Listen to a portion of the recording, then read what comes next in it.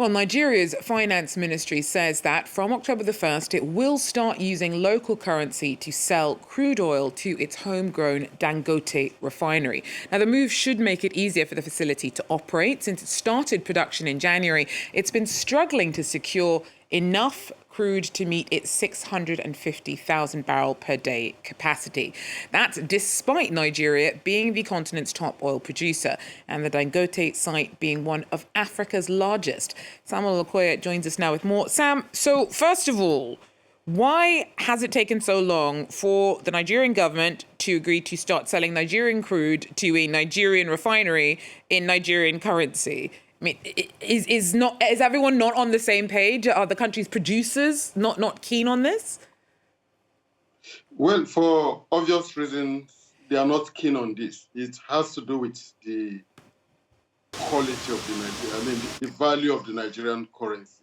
It's not stable, and it keeps losing value. So, for them, if you sell today in the local currency, then that currency will lose so much value within this. For example, in the last couple of weeks, we've lost quite a good chunk of the value of the Nigerian currency, and that's why the government, there's this disagreement. Dangote wants to sell locally, to buy in the Nigerian currency, which will pay it, but for the local producers, they feel it's better they either send it abroad or he pays in dollars. So that has been the problem. So you have the producers in Nigeria who don't want to sell in the local currency because that means they'll get less for their product. But then you have the refinery who wants to buy in the local currency because that makes it easier for them to access the crude oil that they're going to refine.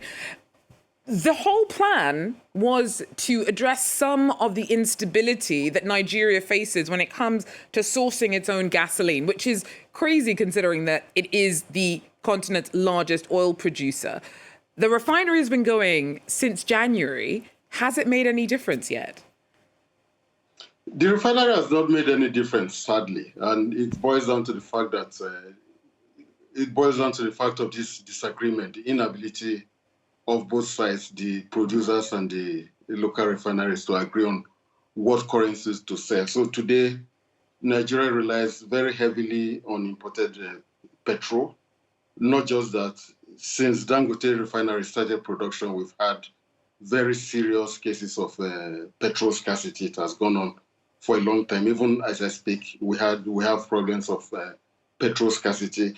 I think it goes beyond just Dangote. Nigeria has 4 refineries, and Nigerians will ask that for a country that has 4 refineries, why is it still produced? Why is it still important? So the issue is not so much of Dangote. The issue is this local problem of people not allowing the system to work. And Dangote actually insinuated is that the producers are sending Nigeria's crude oil abroad, specifically he mentioned Malta, sending it to Malta to refineries abroad only to be imported to Nigeria.